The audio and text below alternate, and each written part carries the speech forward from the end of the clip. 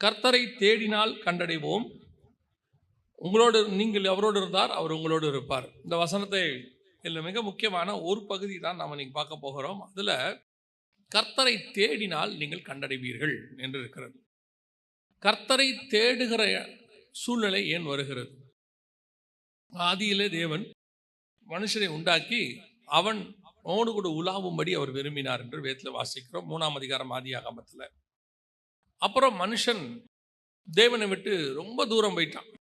ஒரு சிலர் தவிர ஏனோக்கு நோவா தேவனோடு சஞ்சரிச்சுட்டு இருந்தாங்க. அப்புறம் தேவன் மோசேயை பார்த்து சொல்றாரு, உங்கள் நடுவிலே நான் வாசம் பண்ணும்படி ஒரு கூடாரத்தை, ஒரு வாசஸ்தலத்தை ஆயத்தம் பண்ணு. அதற்கு பிறகு மனுஷன் தேவனுக்கு விரோதமான காரியத்தை செய்ததுனால மோசே கூடாரத்தை பெயர்த்து பாளையத்துக்கு புறம்பே போட்டார் அப்படின்னு சொல்லி பார்க்கிறோம்.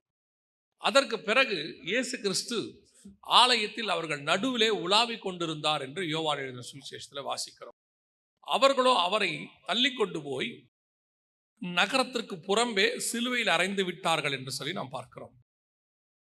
அதற்கு பிறகு வெளிப்படுத்தின விசேஷத்தில் சபைகளுக்கு நடுவே 7 பொன் குத்து விளக்குகளுக்கு நடுவே உலாவுகிறவர் சொல்லுகிறதா, ஆண்டவர் நம் மத்தியிலே இருக்க வேண்டும் என்று விரும்புகிற தேவன்.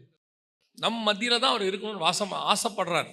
ஆபிரகாம்கிட்ட ஆசைப்பட்டாரு, நோவா கிட்ட ஆசைப்பட்டாரு, அப்புறம் மோசே கிட்ட சொல்றாரு, ஆதாமு கிட்ட சொல்றாரு. அதற்கு பிறகு இயேசு கிறிஸ்து நேரடியாக வந்து இஸ்ரவேல் ஜனங்கள் மத்தியில் வாசம் பண்ணார். இப்போ நம் மத்தியில இருக்கிறார். அப்படி இருக்கும் பொழுது ஏன் நாம் தேவனை தேட வேண்டும்? ஏன் நாம் தேவனை தேட வேண்டும்? இப்போ உங்க வீட்டில் ஒரு பொருள் இருக்கும், உங்களுக்கே தெரியும், இங்கே தான் வச்ச அப்படிம்பீங்க. ஆனால் குடும்பமே அதை தேடும். பார்த்துருக்கீங்களா? குடும்பமே தேடும். ஆனால் அந்த சாவி அந்த வீட்டுக்குள்ளே தான் எங்கேயோ இருக்கும்.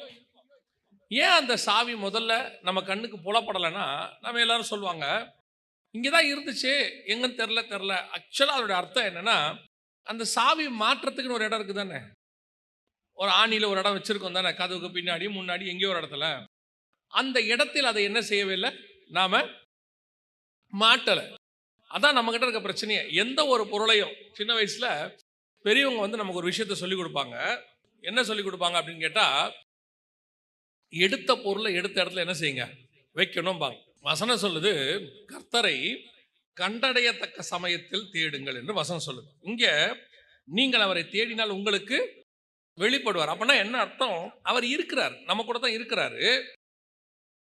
ஆனால் தேட வேண்டிய நிலையில் அவர் இருக்கிறார். இதான் இன்னைக்கு சபைக்கு நடுவில் உலாவிக்கிட்டு தான் இருக்கிறாராமா. ஆனா வசனம் சொல்லுது, நீங்கள் தேடினால் அவரை கண்டடைவீர்கள்.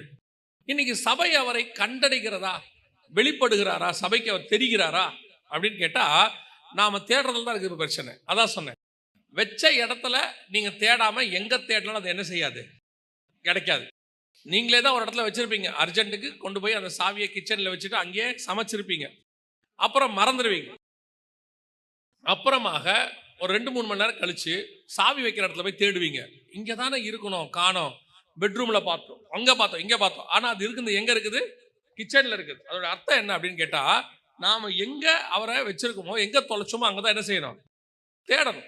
இன்னைக்கு சபை தேவனை அப்படி தேடுகிற இடத்துல இருக்கிறதா?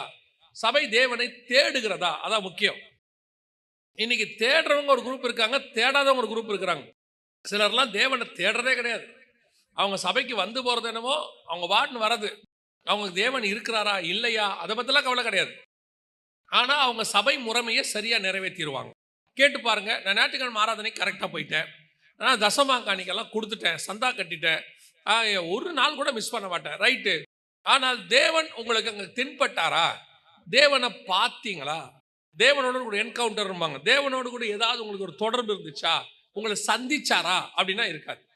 அப்புறம் எதுக்கு சர்ச், சபை அப்புறம் எதற்கு இருக்கு? நாம் தேவனை தேடாம என்ன ஒரு ஆவிக்குரிய வாழ்க்கை? நம்ம வாழ்க்கையில ஒரு தடவை கூட தேவனை தேடல, அதாவது தேவனை பார்க்கல, அவர் சத்தத்தை கேட்கல, ஒண்ணுமே இல்லை. ஆனா ஒரு சாட்டிஸ்பாக்சன், ஆமாங்க நாங்கெல்லாம் கிறிஸ்தவர்கள் தான். ஆனால் அது ஒரு ஃபெயிலியர் வாழ்க்கை இல்லையா? ஆண்டவர் தேவனோட ஜீவனுள்ள தேவன் சொல்றோம், நம்ம தேவன் ஜீவனோட இருக்கிறாருங்கிறோம். அப்போ இந்த உயிருள்ள ஆண்டவரோட லைஃப் லாங் பேசலன்னா என்ன அர்த்தம்? அவரை பார்க்கல, பேசல, எதுவுமே இல்லை. ஆனா அவர் எங்க வீட்டில் உயிரோட தான் இருக்கிறாரு. அது எப்படி இருக்கும் யோசிச்சு பாருங்க. உங்க வீட்டில் ஒரு பெரியவர் இருக்கிறாரு, அவர் உயிரோடு தான் இருக்கிறாரு, அவர் சத்தம் கேட்கும், அவர் பேசுவார், சாப்பிடுவார். ஆனால் நான் அவர்கிட்ட பேசினதில்லை, பார்த்ததில்லை. அப்படின்னா மிஸ்டேக் யாருக்கிட்ட இருக்கு அப்படின்னு கவனிச்சுப்பார். அதான் வசனம் சொல்லுது, தேவனை தேடினால் நீங்கள் கண்டடைவீர்கள், நீங்கள் தேடினால் அவர் வெளிப்படுவார். அப்போ நம்ம தேடுறோமா? இல்லைங்க, நாங்கள் தேடுறோம், ஆனாலும் வெளிப்படலை. ஒரு சிலர்லாம் ஜெபம் பண்ணிகிட்டே இருப்பாங்க.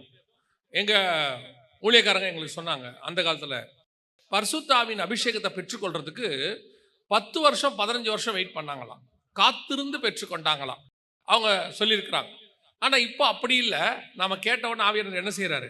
நிரப்புறார். மாம்சமான யாவர் மேலும் ஆவியை ஊற்றுவேன்றார், ஊற்றுறாரு. இன்னைக்கெல்லாம் உடனே உடனே பரிசுத்த அபிஷேகத்தை பெற்றுக்கொள்றாங்க.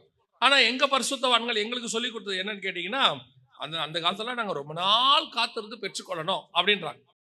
அப்போது தேவனை தேடுகிற ஒரு குரூப் இருக்குது, தேடாத ஒரு குரூப் இருக்குது. இந்த தேடுகிற குரூப்புக்கு ஏன் அவர் வெளிப்படலை? நான் தேடுறவங்களை பற்றி மட்டும் பேசுகிறேன். தேவனை தேடுகிறவர்களில் இன்னும் தேவன் வெளிப்படவில்லை. பார்க்கலன்றாங்க, சத்தத்தை கேட்கலன்றாங்க. ஒரு தடவை கூட ஆண்டவர் என்கிட்ட பேசலைங்க, நானும் எவ்வளோ நாள் ஜெபம் பண்ணுறேன் அப்படிங்கிறாங்க. அப்படியானால் தேடுகிற நம்ம கிட்ட தான் ஏதோ பிரச்சனை இருக்குது. அவர் இங்கே தான் இருக்கிறார், நம்ம கூடவே தான் இருக்கிறார், நம்ம கிட்ட தான் ஏதோ ஒரு பிரச்சனை இருக்குது. அப்போ இந்த வசனத்தை வாசிக்கும் பொழுது கர்த்தர் எனக்கு ஒரு காரியத்தை உணர்த்தினது என்னன்னா, நீ தேவனை தேடுற, எதுக்கு தேடுற? அதான் முக்கியம். எதுக்கு தேவனை தேடுற? அப்போதான் அவருக்கு தெரியறதும் தெரியாததும் இருக்குது. நீங்க தேவனை தேடுறது உண்மை, எதுக்காக தேடுகிறீர்கள் தான் ரொம்ப முக்கியம். வாசிங்க, மார்க் எழுதின சுவிசேஷம் 1ஆம் அதிகாரம் 36 வாசிங்கள் பார்ப்போம். 36, 37 வாசிங்கள். அவரை பின்தொடர்ந்து போய் அவரை கண்டபோது எல்லோரும் உம்மை தேடுகிறார்கள் என்று சொன்னார்கள். இப்போ இயேசு கிட்ட வந்து இவங்க எல்லாரும் சொல்ற வார்த்தை என்ன? எல்லாரும் உங்களை தேடுறாங்க ஆண்டவரே. பா, எவ்வளோ ஒரு நல்ல ஒரு வார்த்தை பாருங்களேன். தேவன் வந்து எதுக்கு பூமிக்கு வந்தார்னா, எல்லாரும் அவரை தேடணும் தான் அவர் வந்தார். இந்த ஜனங்களை துதிப்பதற்கென்று ஏற்படுத்திய இவர்கள் என் துதியை சொல்லி வருவார்கள். தேவனுடைய திட்டமே எல்லாரும் அவரை தேடணுங்கிறது தான். இப்போ சீமோனும் மற்ற சீஷர்களும் வந்து கரெக்டா சொல்லிட்டாங்க, எல்லா ஜனங்களும் உங்களை என்ன செய்யறாங்க? தேடுகிறார்கள் என்று சொல்லுகிறார்கள். இந்த ஒரு காரியம் வந்த உடனே இதே இஸ்ரவேல் ஜனங்கள் தான் ஒரு காலத்துல தேவனை தேடவில்லை, தேவன் பேச வேண்டாம் என்று சொன்னார்கள், தேவனை தூரப்படுத்தினாங்க. இப்போ அதே இஸ்ரவேல் ஜனங்களுடைய சந்ததி தான் சொல்லுது, ஜனங்கள் வந்து உங்களை என்ன செய்யறாங்க? தேடுறாங்க. ஆனா இயேசு என்ன பதில் சொன்னார் பாருங்களேன், அடுத்த வசனம். அவர்களை அவர் நோக்கி, அடுத்த ஊர்களிலும் நான் பிரசங்கம் பண்ண வேண்டுமாதலால் அவ்விடங்களுக்கு போவோம், வாருங்கள், இதற்காகவே புறப்பட்டு வந்தேன் என்று சொல்லி. தேடுகிற ஜனங்கள் மத்தியில ஜனங்கள் தேடும் போது கர்த்தர் சொல்றாரு, இப்ப அவங்கள பார்க்க வேண்டாம், நம்ம எங்க போயிடலாம்? வேற ஊருக்கு போயிடலாம். நான் அந்த தேடுகிற ஜனங்கள் மத்தியிலிருந்து இதற்காகவே புறப்பட்டு வந்துட்டேன், அங்கிருந்து நான் வந்துட்டேன். ஏன் வந்துட்டேன் தெரியுமா? இப்போ இல்ல, அவங்கள இப்ப பார்க்க வேண்டாம், நாம வேற ஊருக்கு போலாம் வாங்க அப்படின்றாரு. இது என்ன தேவனுடைய மனநிலை? தேவனுடைய திட்டம் என்ன? ஜனங்கள் தேடுகிறார்கள், எல்லாரும் உம்மை தேடுகிறார்கள். பெரிய கூட்டம், காலையில சூரியன் உதிக்கையிலே வந்துட்டாங்களா எல்லாருமே, ஏர்லி மார்னிங். அப்படி வருகிற ஜனங்கள், தேடுகிற ஜனங்கள் வந்தவொடனே கேட்கறான், இயேசு எங்க? இயேசு எங்க? அவ்வளோ ஆவலா வந்திருக்கிறான். ஆனா இயேசு சொல்றாரு, அவங்க தேடுவாங்கன்னு எனக்கு தெரியுது, அங்கிருந்து நான் அதுக்கு தான் இருட்டோடயே புறப்பட்டு வந்துட்டேன், நான் மற்ற ஊருக்கு பிரசங்கம் பண்ண போகணும் அப்படிங்கிறார். அப்ப இந்த தேடுகிற ஜனங்களுக்கு ஏன் அவர் வெளிப்படவில்லை? அதை தான் நீங்க பார்க்கணும். இந்த தேடுகிற ஜனங்களுக்கு அவர் என்ன செய்யல? வெளிப்படல. அவங்க தேடிட்டு இருக்காங்க ஊருக்குள்ள, இவர் வனாந்தரத்தில் இருக்கிறார்.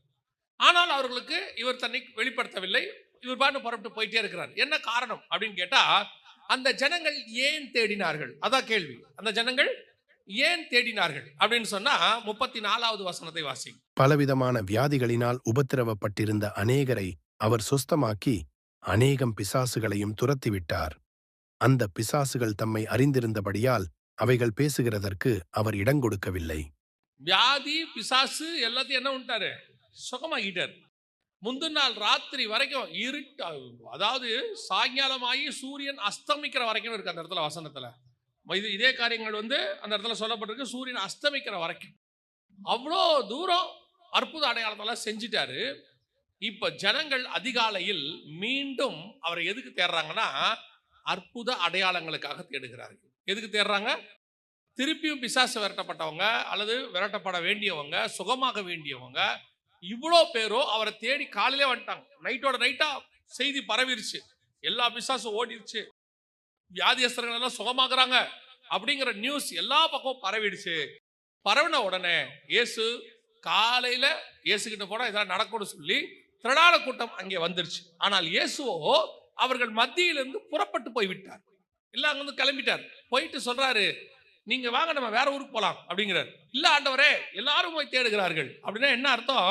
இவங்க தேடுறவங்க எல்லாரும் அற்புதத்துக்காக, விடுதலைக்காக, சுகத்துக்காக தேடுகிறார்கள். அப்போ இப்படி தேடுகிறவர்களுக்கு இயேசு வெளிப்பட மாட்டாரா? இயேசு அவர்களை பார்க்க மாட்டாரான்னா, அவர்களுக்கு தேவை இப்பொழுது சுகமும் விடுதலையும் தான். அந்த சுகமும் விடுதலையும் கொடுப்பதற்கு இனி இயேசு தேவையில்லை. இயேசுவை விசுவாசிக்கிறவர்கள் போதும். அவர்களுக்கு இயேசுவை விசுவாசிக்கிறவங்க போதும். இங்க பேதுருவின் மாமியை சுகமாக்கி விட்டுருக்கிறார். அங்க அநேகர் அவர் விசுவாசித்தார்கள். விசுவாசிக்கிறவர்களால் நடக்கிற அடையாளங்களாவன வியாதியஸ்தன் மேல் கரங்களை வைப்பார்கள். இன்னைக்கும் இதுதான் நடக்குது. நீங்கள் தேவனை ஏன் தேடுகிறீர்கள்? உங்க தேடுகிற நோக்கம் என்ன? அந்த நோக்கத்தின் அடிப்படையில் தான் கர்த்தர் வெளிப்படுகிறார். நாம இன்னைக்கு அற்புதத்துக்கு தேடுறோம், விடுதலைக்கு தேடுறோம், அது கிடைக்கும், அதுல மாற்று கருத்தே இல்லை, அது கிடைக்கும். டெலிவரன்ஸ் கிடைக்கும், ஹீலிங் கிடைக்கும். பட் காட் கிடைப்பாரா? தேவன் கிடைப்பாரானா இது கிடைக்கும், காட் கிடைக்க மாட்டார். ஏன்? உனக்கு தேவையான ஹீலிங்கும், உனக்கு தேவையான டெலிவரன்ஸும், உனக்கு தேவையான பிளஸ்ஸிங்கும் கர்த்தர் மனுஷனை வைத்து உனக்கு கொடுக்க முடியும். தம்முடைய ஊழியக்காரர்களை வைத்து கொடுக்க முடியும். ஏன்? இன்னும் ஒரு படி மேல போனா, நீங்கள் விசுவாசித்தால் தேவனுடைய மகிமையை காண்பீர்கள். உங்களாலேயே அந்த நாமத்தை வைத்து பெற்றுக்கொள்ள முடியும். அந்த இயேசு கிறிஸ்து நாமத்தை வச்சு உங்களாலே முடியும். ஆனால் அவரை கண்டடைவதற்கு இது அல்ல, வெளிப்படுவதற்கு இது காரணம் அல்ல. யாருக்கு அவர் வெளிப்படவில்லை? அற்புத அடையாளங்களுக்காக தேடுகிறவர்களுக்கு அவர் வெளிப்படவில்லை. ஆனால் இன்னைக்கு உலகம் பெரும்பான்மையானது எதை முன்னிலைப்படுத்துகிறது? சபை, குறிப்பாக சபை எதை முன்னிலைப்படுத்துகிறது? அற்புதங்களையும் அடையாளங்களையும் தான் முன்னிலைப்படுத்துகிறது. இதான் இயேசுவை தேடுறதுக்கான நோக்கம். இயேசுவை நீங்கள் அற்புதத்துக்கு தேடுவது நான் குறை என்று சொல்லவில்லை, அது நடக்கும். சர்ச்சுக்கு வந்தா அற்புத அடையாளம் நடக்கும். ஒரு எவாஞ்சலிஸ்ட் மீட்டிங்க்கு நீங்க போறீங்க, அவர் ஜெபம் பண்றாரு, நடக்கும், மாற்று கருத்தே கிடையாது. இன்னும் இயேசு சுகம் கொடுக்கிறார். ஆனால் உங்களுடைய நோக்கம் அற்புத அடையாளங்களை பெறுவதா, தேவனை பார்ப்பதா? இதான் கேள்வி. நான் சொல்றது உங்களுக்கு புரியும் நினைக்கிறேன். நீங்கள் ஏன் இயேசுவை தேடுகிறீர்கள்? அவர் வெளிப்பட வேண்டும், அவரிடத்திலிருந்து நீங்கள் அவரை பார்க்க வேண்டும், அந்த நோக்கமா? இல்ல அவர்கிட்ட இருந்து எதையாவது பெற்றுக்கொள்ள வேண்டும், அந்த நோக்கமா? இப்ப நீங்க ஒரு பெரிய தாசில்தார் ஆபீஸுக்கு போயிருக்கீங்க, நீங்க சைன் பண்ண ஒரு டாக்குமெண்ட் அவர்கிட்ட இருக்கு. அந்த டாக்குமெண்ட் வேணும். இப்ப அந்த டாக்குமெண்ட் என்ன செய்யணும்? வேணும். வேணும்னு சொன்ன உடனே இப்ப நீங்க உள்ள அவர் மீட்டிங்ல பேசிட்டு இருக்காரு. நான் சொல்ற ஒரு உதாரணம், மீட்டிங்ல பேசிட்டு இருக்கிறார். இப்ப போய் பியூன் சொல்றாரு, இந்த டாக்குமெண்ட் ஒன்று சைன் பண்றதுக்கு சைன் பண்ணி தரேன்னு சொன்னீங்களா, டாக்குமெண்ட் உங்ககிட்ட இருக்குதா? இப்போ அவங்க வெளியே வந்திருக்கிறாங்கன்னு அந்த அவர் அந்த ஆஃபீஸர் உள்ள இருக்க என்ன பண்ணாரு, டக்குன்னு அந்த டாக்குமெண்ட் எடுத்து சைன் பண்ணி கையில் கொடுத்து, இதை அவங்ககிட்ட என்ன செஞ்சிருங்க, கொடுத்துருங்க. இப்போ நான் மீட்டிங்ல பிஸியா இருக்கிறேன், இப்போ பார்க்க முடியாது, அப்புறம் பார்க்குறேன்னு சொல்லுங்க. இப்போ டாக்குமெண்ட் வெளியே வந்துச்சு, டாக்குமெண்ட்டை வாங்கியாச்சு. இப்போ உங்க வேலை நிறைவேறிடுச்சா இல்லையா? முடிஞ்சிச்சு தானே? இப்போ நீங்க தாசில்தாரை பார்க்க வேண்டியது அவசியமா? தாசில்தார் உங்களை பார்க்க வேண்டியது அவசியமா? இல்ல. பர்பஸ் நிறைவேறிடுச்சா இல்லையா? நீங்கள் ஏன் இயேசுவை பார்க்க போகிறீர்கள்? ஏன் இயேசுவை தேடுகிறீர்கள்? இயேசுவை தேடுவது அற்புதத்துக்காக, அடையாளத்திற்காக, உலகத்தில் உள்ள ஒரு ஆசீர்வாதத்துக்காக. இன்னைக்கு சபை இதல் தான் இருக்கு. சபையினுடைய நோக்கம், திட்டம், எதிர்பார்ப்பு ஆண்டவரிடத்தில் உள்ளதெல்லாம் ஒரே காரியம்தான். என்னன்னா, இயேசு கிட்ட இருந்து எதையாவது வாங்குவது. நான் அடிக்கடி மெசேஜ்ல எனக்கு ஆண்டவர் உணர்த்துறத சொல்லுவேன், உங்களுக்கு இயேசு கிட்ட இருந்து ஏதாவது வேணுமா? இயேசுவே வேணுமா? இன்னைக்கு நிறைய பேருக்கு இயேசு கிட்ட இருந்தா வேணும். அவங்க என்ன சொல்லுவாங்க, இயேசு கிட்ட இருந்து வேணும்னா இயேசுவே வேணும், ரெண்டும் ஒன்று தானங்க. இயேசு வந்தா தானே அவர்கிட்ட இருந்து ஏதாவது வாங்க முடியும். சொல்றேன், இயேசு உங்களுக்கு ஏதாவது செய்ய வேண்டும் என்றால் அவர் நாமத்தினாலே எதை கேட்டாலும் அவர் உங்களுக்கு தருவார். ஆனால் உங்களை பார்க்கணும் ஆண்டவரே. மோசேக்கு இல்லாத ஆசீர்வாதமா? அவர் பார்வோன் குமாரத்தின் மகனாக இருந்தவர். அது மட்டும் இல்லாம எல்லா ஆசீர்வாதத்தையும் அனுபவிச்சவர். அவர் அரண்மனைக்குள்ள இருந்தவர்.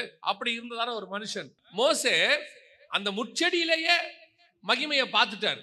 அதுக்கப்புறம் 15ஆம் அதிகாரத்துல எல்லாம் மலைக்கு மேல மகிமையை பார்க்கிறார்.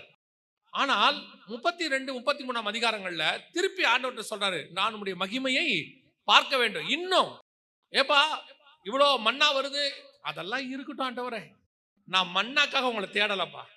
இல்லப்பா 10 வாதையை நீ பார்த்துட்டியே, இதை விட என்ன பார்க்க போற? அது உங்க மூலியமா நடந்த வாதை. எனக்கு தேவை உங்க மூலியமா நடக்கிற வாதை அல்ல, நீங்கள் வேணும். உங்களை நான் பார்க்கணும். உங்கள் கையின் கிரியை நான் பார்த்திருக்கிறேன், உங்களை பார்த்திருக்க வேண்டும். அதான் மோசேயுடைய வாஞ்சை. இன்னைக்கு நம்முடைய வாஞ்சை எதுவா இருக்குது? இயேசு கிட்ட இருந்து தேடுவதா அல்லது இயேசுவையே தேடுவதா? யார் கண்டடைகிறார்கள்? இப்படி அற்புத அடையாளங்கள் தேடுகிறவர்களுக்கு இயேசு சொன்ன வார்த்தை, வாங்க நம்ம வேற ஊருக்கு போலாம். அப்ப இவங்களுக்கு அற்புத அடையாளம் அதெல்லாம் அங்க நடக்கும். அந்த பேதுரு மாமி ஜோம் பண்ணாலே நடந்துரும். ஏன்? அங்க இருக்கிற ஒருத்தன் நேத்து இயேசு செஞ்சாருங்க, அவர் என்ன சொன்னாரு, அவரு என் நாமத்துல சுகமாக்கணும்னு சொன்னாரு, நான் வேணா ஜோம் பண்ணி பார்க்கட்டா, இயேசு நாமத்துல நடந்துரும். இன்னைக்கு ஆண்டவருக்கு தேவை, ஆட்கள் தேவை. அந்த ஆட்களை வைத்து அதை செய்ய முடியும். உங்களை வைத்து அற்புத அடையாளங்களை ஆண்டவர் செய்ய முடியும். யார் வேணாலும் சொல்ல, நான் சொல்லுவேன், ஒரு சின்ன வாலிப பிள்ளை, ஒரு 15-10 வயசு மகளா இருக்கட்டுமே, அவனை கொண்டும் கர்த்தர் அற்புதங்களை செய்ய வல்லமை உள்ளவராக இருக்கிறார். அந்த சின்ன பிள்ளை அவங்க வீட்டுக்காக ஜெபம் பண்ணுச்சுன்னா கர்த்தர் அந்த ஜெபத்தை கேட்டுருவார். எத்தனையோ பேருக்கு நடந்திருக்குது. ஆனால் இப்போது நீங்கள் தேவனை தேடுறது எதற்காக? முதலாவது வசனம் சொல்லுது, அவர்கள் அற்புத அடையாளங்களுக்கு தேடின போது அவர்களால் அவரை பார்க்க முடியவில்லை, கண்டடைய முடியவில்லை, போயிட்டார். இயேசு அவங்களை பார்க்கவே இல்லை, திரும்பி போயிட்டார். இதுதான் இன்னைக்கு நிறைய பேர் இயேசு கிட்ட வராங்க, சர்ச்சுக்கு வராங்க, அற்புத அடையாளங்களை வாங்குறாங்க, அப்புறம் சபைக்கு வர மாட்டேங்கிறாங்க. ஏன்னா இவங்க இயேசு கிட்ட இருந்து அற்புத அடையாளம் வாங்குறதுக்காக வந்தவங்க, அதை வாங்கின பிறகு இயேசுவை பார்க்கணுங்கிற ஆசை இல்லாதவங்க. வந்தோம், பர்பஸ் நிறைவேறிடுச்சு, சோத்திரம். அடுத்து திருப்பி ஜுரம் வந்துச்சுன்னா, திருப்பி ஒரு வியாதி வந்தா, திருப்பி ஒரு டெலிவரன்ஸ் தேவைப்பட்டா, விடுதலை தேவைப்பட்டா, அல்லது திருப்பி ஒரு ஆசீர்வாதம் தேவைப்பட்டா சர்ச்சுக்கு வருவாங்க. நடுவில் பாருங்க, தேவனை தேடுறதே குறைஞ்சிரும்.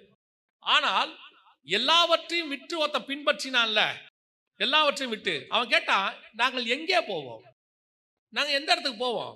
இல்லப்பா, நான் தான் உனக்கு 2 போட் நிறைய மீன் கொடுத்தனே, நான் மீனுக்காக உங்களை பின்பற்றவில்லை. இல்லப்பா, 5 அப்போ 5000 பேருக்கு பிட்டோமே, அந்த 5 அப்பத்தை எடுத்து வந்து 12 கூடை நிறைய உங்கள்கிட்ட எடுத்து கொடுத்தனே, நான் அப்பத்தை கூடையின் அப்பத்துக்காக உன்னை பின்பற்றவில்லை ஆண்டவரே.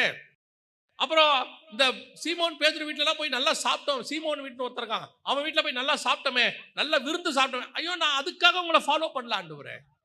நான் ஃபாலோ பண்ணது கூட நிறைய அப்பத்துக்காகவோ, 2 போட்டு நிறைய மீனுக்காகவோ, அல்லது உங்க கூட இருந்தா நல்லா வசதியா சாப்பிடலான்றதுக்காக உங்க கூட வரல. நான் ஏன் உங்க கூட ஊழியத்துக்கு வந்தேன் தெரியுமா? உங்க கூட வந்தா நான் உங்களை பார்க்க முடியும், உங்க கூட இருக்க முடியும். எங்களுக்கு தேவை இயேசுவினால் வரக்கூடிய அற்புதம் அல்ல, இயேசுவே எனக்கு தேவை. நான் வேறு யாரிடத்துல போவேன் ஆண்டவரே? எங்க போனாலும் எனக்கு அற்புதம் கிடைக்கும். எந்த இடத்துக்கு போய் உட்கார்ந்து நான் ஜெபம் பண்ணாலும் அங்க அற்புதம் நடக்கும். ஆனால் உங்க கூட இருந்தாதான் நான் உங்களை பார்க்க முடியும். இதுதான் இன்னைக்கு இயேசுவை கண்டடைவதற்கான முதலாவது காரணம். இன்னைக்கு நிறைய பேர் நம்ம இந்த காரணத்தை புரிஞ்சிக்காம இருக்கிறோம். சபை ஒரு கமர்ஷியலாக மாறிக்கிட்டு இருக்கு. அதுல ஒண்ணு என்னன்னா, இயேசு வியாபார பொருளாக அல்லது ஒரு நீடி திங்காக மாறிட்டு இருக்கிறார். அது கிடைச்சிட்டா போதும், இயேசுவை விட்டுட்டு போயிடுவான். அந்த அற்புத அடையாளம் நடந்துட்டா எத்தனை பேர் நம்ம சர்ச்சுக்கு வந்திருக்கிறாங்க? இயேசுவே சொல்றார், 10 பேர் வந்தாங்க இல்லையாப்பா, மிச்சம் 9 பேர் எங்க? ஒருத்தன் தானே வந்திருக்கிற. அந்த 9 பேருடைய தேவை நிறைவாயிடுச்சு, போயிட்டான். ஒருத்தன் மட்டும்தான் திரும்பி அவர்கிட்ட வந்தான்னு சொல்லி வாசிக்கிறோம். அதே மாதிரிதான் இன்னைக்கு நாம இயேசுவை ஏன் தேடுகிறோம்? இதான் கேள்வி. இயேசுவை ஏன் தேடுகிறோம்? 2வது வாசிங்க, மத்தேயு எழுதின சுவிசேஷம் 15:22 வாசி. அப்பொழுது அந்த திசைகளில் குடியிருக்கிற கானானிய ஸ்திரீ ஒருத்தி அவரிடத்தில் வந்து, ஆண்டவரே, தாவீதின் குமாரனே, எனக்கு இரங்கும், என் மகள் பிசாசினால் கொடிய வேதனைப்படுகிறாள் என்று சொல்லி கூப்பிட்டாள். இப்போ இந்த பெண் இயேசுவை எப்படி கண்டுபிடிச்சான்னு பாருங்களேன். இது மத்தேயுல எப்படி இருக்குதா? இதே காரியம் மார்க்ல இருக்கும்போது எப்படி இருக்குன்னு பாருங்க, வாசிங்க. மார்க் 7ஆம் அதிகாரம் 24-25 வாசி. பின்பு அவர் எழுந்து அவ்விடம் விட்டு புறப்பட்டு தீரு சீதோன் பட்டணங்களின் எல்லைகளில் போய் ஒரு வீட்டுக்குள் பிரவேசித்து, ஒருவரும் அதை அறியாதிருக்க விரும்பியும் அவர் மறைவாயிருக்க கூடாமற் போயிற்று. அப்பனா இயேசு என்னவா இருக்கிறாரு? மறைஞ்சிருக்க விரும்புகிறார். இயேசு எப்படி இருக்கிறாரு? மறைஞ்சிருக்க விரும்புகிறார். ஏதோ ஒரு காரணம், அது என்ன காரணம்னா இருக்கட்டுமே. இயேசு தன்னை ஒரு சீரு பேதுரு அந்த இடத்துக்குலாம் போயிட்டு வசனம் சொல்லுது, அவர் மறைந்திருக்க விரும்பினார் அப்படின்னு இருக்கு. ஆனால் என்ன தொடர்ந்து வாசிங்க, அவர் மறைவாயிருக்க கூடாமல் போயிற்று. ஏன் கூடாமல் போயிற்று தெரியுமா? தொடர்ந்து வாசிங்க. அசுத்த ஆவி பிடித்திருந்த ஒரு சிறு பெண்ணின் தாயாகிய ஒரு ஸ்திரீ அவரை குறித்து கேள்விப்பட்டு வந்து அவர் பாதத்தில் விழுந்தாள். கண்டுபிடிச்சிட்டா பாருங்க, கண்டுபிடிச்சிட்டா தானே. இயேசு ஒரு வீட்டுக்குள் இருக்கிறாரு. இயேசு எங்க இருக்கிறாரு? ஒரு வீட்டுக்குள்ள மறைஞ்சு இருக்கிறாரு. அதே அந்த மத்தேயு 15 உள்ள கானானிய ஸ்திரீ தான், அதே அம்மா தான் இங்க இருக்குது. வசனம் சொல்லுது, அவள் வந்து அவர் பாதத்தில் விழுந்து. எப்படி மறைஞ்சிருக்கிற இயேசுவை கண்டுபிடிச்சா? இப்போ வனாந்தரத்துல வெளியா இருக்கிற இயேசுவை ஜனங்கள் தேடினார்கள், கண்டுபிடிக்கல, போயிட்டார். ஆனா இங்க வசனம் சொல்லுது, ஒரு வீட்டுக்குள் மறைந்து இருக்க அவர் விரும்பினால் கூடாமல் போயிற்று. ஏன்னா ஒரு அம்மா கண்டுபிடிச்சிருச்சு. கண்டுபிடிச்சு வந்து பாதத்துல விழுந்துருச்சு. விழுந்த உடனே இயேசு பார்க்கறாரு, நான் தான் வீட்டுக்குள்ள இருக்கிறேனே, எப்படி உன்னால என்ன கண்டுபிடிக்க முடிஞ்சிச்சு அப்படின்னும் போது இந்த காரியத்தை நீங்க கொஞ்சம் டீப்பா யோசிக்கணும். சரியா? இது ஒரு தனி செய்தி. இந்த ஒரு மெசேஜ் மட்டும் தனி செய்தியா எடுக்கணும். இப்போ நம்ம அதை தனியா எடுக்கல. அந்த விஷயத்தை மட்டும் நான் உங்களுக்கு சொல்றேன். சரியா? இப்போ வசனம் வாசிங்க. மத்தேயு 15 வாசிச்ச வசனம் 21 22 வாசிங்க. பின்பு இயேசு அவ்விடம் விட்டு புறப்பட்டு தீரு சீதோன் பட்டணங்களின் திசைகளுக்குப் போனார். அப்பொழுது அந்த திசைகளில் குடியிருக்கிற கானானிய ஸ்திரீ ஒருத்தி அவரிடத்தில் வந்து, ஆண்டவரே, தாவீதின் குமாரனே, எனக்கு இரங்கும், என் மகள் பிசாசினால் கொடிய வேதனைப்படுகிறாள் என்று சொல்லி கூப்பிட்டாள். இப்போ இயேசு இந்த பெண்ணை பார்த்து தான் ஒரு வார்த்தை சொல்றாரு, பிள்ளைகளின் அப்பத்தை எடுத்து நாய்க்குட்டிகளுக்கு. என்னையா புதுசா இருக்கு இயேசுநாதர். அதாவது இப்படி கண்டுபிடிச்சு வரவங்களை பார்த்து அவர் ரொம்ப இரக்கமாயிருவார் எப்பவுமே. இவர் ஒரு இடத்துக்கு சாப்பிட போறாரு அக்கறைக்கு, ஜனங்கள் ஓடி வரதை பார்த்துட்டு வசனம் சொல்லுது, அவர் மனதுருகி அவர்களிடத்தில் பேச தொடங்கினார். இப்படி தேடினா அவர் மனது உருகிடுவார். அப்படிப்பட்ட இயேசு இப்ப இந்த கானானிய ஸ்திரியை பார்த்து ஒரு வார்த்தை சொல்றாரு, பிள்ளைகளின் அப்பத்தை எடுத்து நாய்க்குட்டிகளுக்கு போடுவானே. அவ கேட்டது தாம் மகளுக்கு பிசாசிலிருந்து விடுதலை. அதான் அப்படித்தானே இருக்குது. இவர் தான் எல்லா பிசாசையும் விடுதலை ஆகிட்டே இருக்கிறாரு. இப்போ சகோதரன் வாசிக்கும் போது கூட சொன்னார் இல்லையா, ஒருத்தன் பிசாசு பிடிச்சிருந்தான், அந்த பாம்பு பண்ணிக்கிட்ட போகணும்னு சொல்லி கேட்டான், எல்லாம் இருக்கு இல்லையா. அப்படி இருக்கும் பொழுது ஏன் இந்த அம்மா கிட்ட மட்டும் பிசாசு போகணும், தான் மகளுக்கு போகணும் கேட்டவொடனே உட்காந்து ஃபார்முலா பேசிட்டு இருக்கிறார். என்ன ஃபார்முலா? பிள்ளைகளின் அப்பத்தை எடுத்து நாய்க்குட்டிகளுக்கு போடுவானேன் அப்படின்னு. உடனே அந்த அம்மா என்ன சொல்லுச்சு? அதற்கு அவள், மெய்தான் ஆண்டவரே, ஆகிலும் நாய்க்குட்டிகள் தங்கள் எஜமான்களின் மேஜையிலிருந்து விழும் துணிக்கைகளை தின்னுமே என்றாள். இதுக்கு அதுக்கு ஏதாவது சம்பந்தம் இருக்குதா? பிசாசு விரட்ட வந்தவங்களுக்கு நம்ம எல்லாருக்கும் தெரியும், மேஜையிலிருந்து விழுகிற துணிக்கை அப்பம்னா அது வசனம். அதான் அப்பனா வசனம் தான் குறிக்குது. இவங்க வந்தது விடுதலைக்கு. இந்த அம்மா, ஆண்டவரே எனக்கு விடுதலை கொடுங்க, என் பிள்ளைய விடுதலை கொடுங்கன்னு கேட்கறத விட்டுட்டு இவங்க வேற ஒரு கான்வர்சேஷன் பண்றாங்க. அதுக்கு தான் நான் எப்பவும் சொல்லுவேன், பைபிள்ல உள்ள சம்பவத்தை வெறும் சம்பவமா பார்க்கக்கூடாது, அதுக்கு பின்னாடி இருக்கிற ஆவியானவருடைய திட்டத்தை பார்க்கணும். ஆவியானவர் தான் ஒவ்வொரு மனுஷனையும் பேசுகிறவர், பேச வைக்கிறவர். இப்போ இந்த அம்மாவையும் இயேசுவையும் பேச வைக்கிறார் அந்த இடத்துல. இது இயேசுவுக்கு தெரியும் இந்த அம்மா இப்படி வரும்னு. இப்போ கானானிய ஸ்திரீ வீட்டுக்குள் இருக்கிற இயேசுவை கண்டுபிடிச்சா. நல்லா கவனிங்க, இதுக்கு பின்னாடி ஒரு மிக முக்கியமான விஷயம் இருக்கு. இந்த கானானிய ஸ்திரீயோடைய பொண்ணு பிசாசு பிடிச்சிருக்கா. இயேசு சொல்றாரு, நாய்க்குட்டிக்கு தர முடியாது. அந்த கானானிய ஸ்திரீயோட பொண்ணுக்கு பேர் என்ன சொல்றாரு? நாய்க்குட்டிக்கு தர முடியாது அப்படிங்கிறார். ஏன் இந்த வேர்டை இயேசு யூஸ் பண்ணாரு? அந்த பொண்ணை ஹர்ட் பண்ணணும்னு விரும்புறாரா, இல்ல இவர் ஒன்றும் இஸ்ரவேலை பெருசா நினைச்சு கானானியர்களை கேவலமா நினைக்கிறாரா? அதெல்லாம் ஒன்றும் கிடையாது. நம்ம ஆண்டவர்ட்ட பாரபட்சமே கிடையாது, பட்சபாதமே கிடையாது. விஷயம் என்னன்னா கவனிங்க, இந்த கானானியர் அப்படிங்கிறவங்க யாரு? இப்ப அந்த இஸ்ரவேலுங்கிறது கானான் தேசம், நம்ம எல்லாருக்கும் தெரியும், அதான் பின்னாட்கள இஸ்ரவேல். இந்த கானானியர்கள் யாரு அப்படின்னு கேட்டீங்கன்னா, உங்க எல்லாருக்கும் தெரிஞ்ச ஒரு சம்பவம் 9ஆம் அதிகாரத்துல இருக்கு, ஆதியாகமத்தின் புஸ்தகத்துல இருக்கு. நோவா வந்து அந்த திராட்சை ரசம் குடிச்சு வெறியாகி படுத்திருக்கிறார்ல, அப்போ நோவாவுடைய நிர்வாணத்தை போய் ஜனங்களுக்கு சேம் காமுகிட்ட அறிவிச்சது யாரு? யார் சொன்னது? நோவாவுக்கு 3 பசங்க, சேம், காம், யாபேத் அப்படின்னு இருக்கு. சேமுகிட்டையும் யாபாத்துக்கிட்டையும் அப்பா நிர்வாணமா படுத்திருக்கிறாருன்னு அனௌன்ஸ் பண்ணது யாரு? காம் போய் என்ன சொல்றான்? அப்பா நிர்வாணத்தை போய் அறிவித்தான். சேமும் யாபேத்தும் பின்னாடி போய் என்ன பண்றாங்க? அந்த நிர்வாணத்தை மூடிட்டாங்க. இப்போ திராட்சை ரசத்தின் வெறி தெளிந்த நோவா யாரை சபித்தார்? தன் இளைய குமாரன் தனக்கு செய்ததை அறிந்து. யார் சபிக்கப்பட்டவன்? இளையகுமாரன் பேர் என்ன? கானான் கிடையாது, இளையகுமாரன் பேரு காம். புரியுதா? இளையகுமாரன் பேரு காம், அவன் தான் நிர்வாணத்தை அறிவிச்சவன். ஆனா நோவா சபித்தது காமை அல்ல, காமுடைய பையன் பேர் தான் கானான். பையனை சபிக்கல, பேரனை சபிச்சிட்டாரு. புரியுதா? ஏன் இவர் பையனை சபிக்காம பேரனை சபிச்சாரு? எழுந்திரிச்ச உடனே சொல்றாரு, தன் இளைய குமாரன் தனக்கு செய்ததை அறிந்து நோவா கானான் சபிக்கப்பட்டவன். செஞ்சது உன் பையன் தானையா, ஏன் நீ அவன் பையனை சபிச்ச? உன் பையனை சபிக்காம நீ ஏன் பேரனை சபிக்கிற அப்படின்னு கேட்டா, இவருக்கு திராட்சரசம் குடி வெளி தெரிஞ்சிருச்சு. இப்ப ஆள் தெளிவா இருக்கிறார். நோவாவுக்கு நல்லா தெரியும், காமை சபித்தால் அந்த சாபம் நிக்காது. ஏன் தெரியுமா? 9ஆம் அதிகாரத்தில் இருக்கு. ஆரம்பிக்கும் பொழுது, கர்த்தர் நோவாவையும் அவன் குமாரரையும் கர்த்தர் ஆசீர்வதிச்சவன மனுஷனால சபிக்க முடியாது. காம யார் ஆசீர்வச்சது? கர்த்தர் ஆசீர்வதிச்சிட்டாரு. கர்த்தர் ஆசீர்வதிச்சவன யார் சபிக்க முடியாது? மனுஷனால் சபிக்க முடியாது. இது நோவாவுக்கு நல்லா தெரியும். அதனாலதான் அவர் என்ன பண்றாரு, ரொம்ப விவரமா இந்த தலைமுறையை விட்டுட்டு எந்த தலைமுறையை சபிக்கிறாரு? அடுத்த தலைமுறையை சபிக்கிறாரு. கானான் சபிக்கப்பட்டவன், நீ தப்பிச்சிட்ட, உன் பையன் மாட்டினாண்டா, உன் சந்ததி காலிடா அப்படின்ட்டாரு.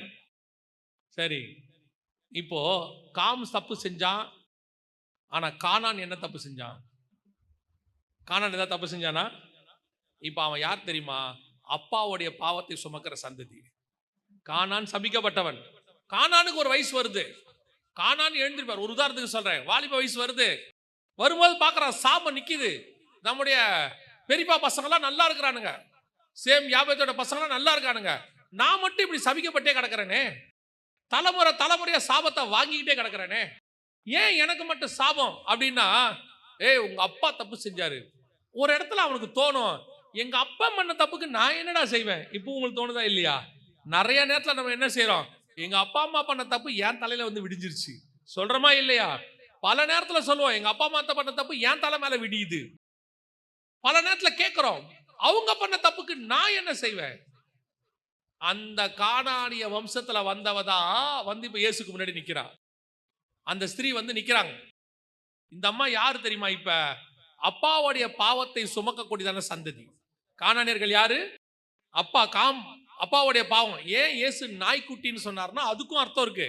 என்னன்னா, ஒரு ஆண் இன்னொரு ஆணுடைய நிர்வாணத்தை பார்த்து அந்த ஹோமோசெக்சுவல்பாங்க, அதுக்கு நாய்க்கு யூஸ் பண்ற அதே வேர்டு தான் எபிரேய மொழியில யூஸ் பண்றாங்களாம். ஆணோட ஆண் சேர்றதும் நாய் சேர்றதும் ஒண்ணு, நாய்த்தனம்னு சொல்றாங்கல்ல, அந்த வார்த்தைகள் ஒன்னாதான் யூஸ் பண்ணுவாங்க. அதுக்கு தான் ஈக்குவலா கொண்டு வருவாங்களாம். அதனால இயேசு சொல்றாரு, பிள்ளைகளின் அப்பத்தை எடுத்து யாருக்கு கொடுக்க முடியாது, இது நாய்க்குட்டி உங்களுக்கு கொடுக்க முடியாது. ஏன்னா அது சாபத்தினால் வந்தது. இப்ப இவ யாருன்னு கேட்டா, அப்பாவுடைய சாபத்தை சுமந்து நிக்கிற பிள்ளை. ஆனா இவ யாருக்கிட்ட வந்து நிக்கிறானா, பிள்ளையுடைய சாபத்தை சுமந்து நிக்கிற அப்பா. இயேசு கிறிஸ்து யாருன்னா, பிள்ளைகளின் சாபத்தை சுமக்க வந்த அப்பா. அவருக்கு முன்னாடி வந்து நிக்கிறா. இப்ப இயேசு சொன்ன வார்த்தை என்ன தெரியுமா? அந்த மத்தியில, ஆமா ஆண்டவரே, மேஜையிலிருந்து வரும் துணிக்கையாவது பிள்ளைகள் சாப்பிடுமே, நாய்க்குட்டிகள் உண்ணுமே. அதுக்கு இயேசு என்ன சொன்னாரு? இயேசு அவளுக்கு பிரதியுத்தரமாக, ஸ்திரீயே, உன் விசுவாசம் பெரிது. பெருசுனா எதையோட கம்பேர் பண்ணும்ல. ஒன்னு சின்னது தானே பெருசுன்னு சொல்ல முடியும். உன் விசுவாசம் ரொம்ப பெருசு அப்படின்னா, பெருசுனா என்ன? இதுக்கு முன்னாடி ஒரு விசுவாசம் இருந்துச்சு. எந்த விசுவாசம்? இஸ்ரவேலுடைய விசுவாசம். இஸ்ரவேலுங்கிறவங்களே யாருன்னா, விசுவாசத்தின் தகப்பன் ஆபிரகாம் இருக்கிறானே, அதுல இருந்து வந்தவங்க. அவன் தான் சேம் வம்சத்தை சார்ந்தவர் தான் ஆபிரகாம். சேம் காம் யாபேத்துல சேமுடைய வம்சம் சார்ந்தவர் யாரு? ஆபிரகாம். அவங்க விசுவாசத்துல வந்துதான் இவ்வளவு தூரம் நிக்கிறாங்க. ஆபிரகாம் விசுவாசத்துல. வா விசுவாசம் இருக்குல்ல, கானானியருடைய விசுவாசம், ஆபிரகாமின் விசுவாசம், அந்த சந்ததியின் விசுவாசத்தை விட உன் விசுவாசம் பெரியது. இப்ப இயேசுவை யார் கண்டுபிடிக்க முடியும் தெரியுமா? தன்னுடைய சாபம் போகணும், என்னுடைய சந்ததி வாழணும், நாங்க காரணம் இல்லாம சபிக்கப்பட்டிருக்கிறோம், ஏனே தெரியாது, தரித்திரம், என்ன ரீசன் தெரியாது, அது எங்க அப்பா செஞ்சது, என் தாத்தா செஞ்சது, என் தலைமுறை செஞ்சது, என் ஜென்ம சுபாவம் எனக்குள்ள இருக்கு, இதிலிருந்து விடுதலை ஆகணும்னு சொல்லி வந்து நிற்கும் பொழுது கர்த்தர் நீ கண்டடையத்தக்க சமயத்தில் அவரை தேட முடியும். கர்த்தர் உனக்கு வெளிப்படுவார்.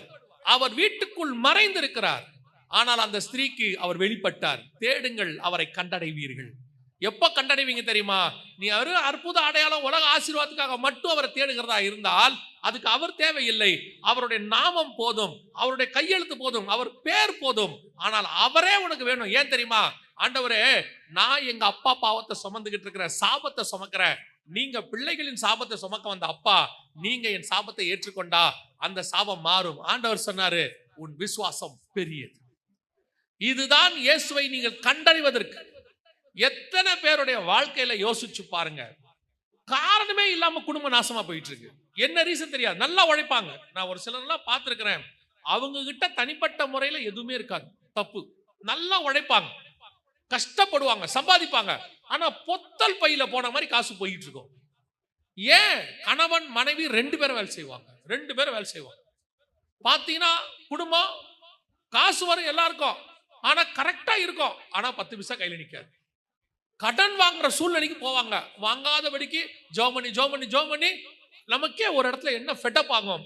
ஏன் எனக்கு இந்த மாதிரி தரித்திரம் இருக்குது? நான் நல்லா தானே, அதாவது சிகரெட் பிடிக்க மாட்டான், குடிக்க மாட்டான், ஒன்றும் கிடையாது, நல்ல ஒழுக்கமா இருப்பான். ஆனா வாழ்க்கையில் ஆசீர்வாதம் இருக்காது. என்ன சூழ்நிலை அவனுக்கு புரியாது. சில நேரங்களில உன் தாய் தகப்பனுடையது, உன்னுடையதான முற்பிதாக்களுடையதான சாபம் உன்னை நோக்கி வந்துகிட்டு இருக்கோம். நிறைய பேருக்கு அப்படி நடந்துட்டு இருக்குது. ஒரு 60-65 வயசு தாயாரை நான் மீட் பண்ணேன். என்னை பார்க்க வந்தாங்க. இந்த அம்மா வந்தபோது இந்த அம்மா எங்கிட்ட உட்காந்து பேசும்போது சொன்னாங்க, தம்பி நான் உங்ககிட்ட கொஞ்சம் தனியாக பேசணும் தம்பின்னு சொன்னாங்க. அந்த அம்மாவுடைய கூட்டு வந்த பையனுக்கு ஒரு 35-40 வயசு இருக்கும். அவனுக்கு கல்யாணம் ஆகி பிள்ளைங்க இருக்காங்க. அந்த அம்மா பேசணும்னாங்க. பார்த்தா அந்த அம்மாவுக்கு ஒரு விதமான பலகீனம், பிசாசு பிடிக்கிற மாதிரி ஒரு பலகீனம். பேசிக்கிட்டே இருக்கும்போது அந்த அம்மாவுக்குள்ள இருக்கக்கூடியதான ஒரு காரியத்தை ஆண்டவர் உணர்த்துறாரு எனக்கு. பொதுவாக எனக்கு அந்த மாதிரிலாம் வராது, நான் டீச்சர், பேசிட்டு போயிடுவேன். ஆனால் அந்த அம்மா கூட பேசும்போது கர்த்தர் உணர்த்துறாரு, அந்த அம்மாக்குள்ள ஒரு குறிப்பிட்டதான ஒரு பாவம், அது சாபமா மாறி நிக்குது அப்படின்னு சொல்லி. அப்போ அந்த அம்மா சொன்ன சம்பவங்கள் ஒண்ணு. இப்போ அந்த அம்மா கிட்ட, அந்த பையன்கிட்ட சொன்னேன், உங்க அம்மா கிட்ட ஒரு 5 நிமிஷம் தனியா பேசணும், அந்த எதிரில் இருக்கிற சோஃபால போய் உட்காரு, அங்கிருந்து பாரு, ஆனா உங்க அம்மா கிட்ட நான் கொஞ்சம் பேசணும்னு சொல்லி அந்த அம்மா கிட்ட சொன்னேன். ஆண்டவர் ஒரு பாவத்தை சொல்றாருமா, குறிப்பிட்ட அந்த பாவம், குறிப்பிட்ட பாவம், அது ஒரு இரத்தப்பழி சம்பந்தப்பட்ட பாவம் சொல்றாருமா. இது உண்மையா? உங்களுக்குள்ள நீங்க ஏதாவது அந்த மாதிரி பாவங்கள் செஞ்சிருக்கிறீங்களான்னு உடனே அந்த அம்மா அழுதுட்டாங்க. 65-70 வயசு இருக்கும். அழுதுட்டாங்க. அழுதுட்டு சொன்னாங்க, தம்பி நான் அந்த பாவத்தை ஒரு வேலையா செஞ்சேன். ஒரு காலத்துல பாவத்தை வேலையா செஞ்சேன், காசுக்காக அந்த பாவத்தை, ரத்த பழி எனக்கு தெரியும், ஆனா அதை நான் செஞ்சேன் தம்பி. அந்த சாபம் அவங்களுக்கு வந்தது மட்டும் இல்ல, அவங்க மருமகள், மகள் எல்லாருக்குள்ளேயும் வந்துடுச்சு, அத்தனை பேருக்குள்ளேயும் வந்துடுச்சு, குடும்பத்துக்கே வந்துடுச்சு. இப்ப இந்த அம்மாவுக்கு இன்னும் அது தப்புன்னு தெரியல, அந்த அந்த ரத்தப்பழி தப்புனே தெரியல. அது அப்படியே சாபமா வைக்குது. கடைசியில அந்த அம்மாவை கமிட் பண்ண வச்சு, ஜோம் பண்ண வச்சு, அந்த சாபத்திலிருந்து விடுதலை ஆக்கணும்னா வேற வழி இல்லை. சில நேரங்களில் உன்னுடையதான முற்பிதாக்கள், ஒரு சிலருடைய காரியங்கள், ஜென்ம சுபாவங்கள் உனக்குள்ளே வரும். சில காரியங்கள் உனக்குள்ளே இருக்கும். அது உனக்குள்ள இருந்து சில குடும்பத்தில் போய் பாருங்க, நான் பார்த்துருக்கிறேன், பார்த்ததுனால சொல்றேன். அந்த குடும்பத்துல கணவன் மனைவி சேர்ந்தே வாழ மாட்டாங்க. ஒண்ணு, நான் சொல்றது 2-3 ஜெனரேஷன் நடக்கும். கணவர் விட்டுட்டு போயிருப்பாரு, இல்ல மனைவி விட்டுட்டு போயிருப்பாங்க. யாராவது ஒருத்தர் தான் பிள்ளையை வளர்ப்பாங்க. இது அந்த தலைமுறையில சாபமா இருக்கும்.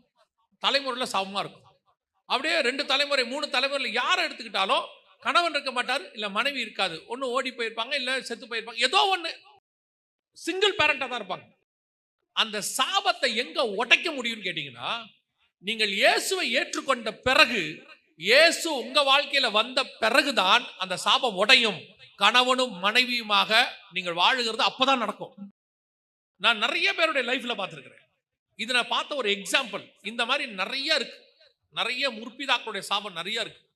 இது அப்படியே வந்துகிட்டே இருக்கும். இந்த கானானிய ஸ்திரீக்கு நல்லா தெரியுது, என் பிள்ளைக்கு பிசாசு பிடிச்சிருக்குது, இந்த பிசாசு பிடிச்ச இந்த பிள்ளைய மீட்கிறதுக்கு இவர்கிட்ட போனா இவரு அழகா சொல்றாரு. அதுல அந்த சாபத்துல இருந்து இவ்வளவு அழகா வெளியே கொண்டாடுறாரு பாருங்க இயேசு. அவளை சுகமாக்கி அனுப்பி இருக்கலாம், அந்த பிள்ளை விடுதலை ஆயிருக்கும், ஆனா அவன் மேல இருக்கிற சாபம் போகாது. இந்த சாபம் போகணும்னா அழகா ஒரு வேர்டு போட்டு வாங்குறாரு, பிள்ளைகளின் அப்பத்தை எடுத்து நாய்க்குட்டிகளுக்கு போடுவானே. இது இவங்களுக்கு சேம் சந்ததி, இஸ்ரவேலர்கள்.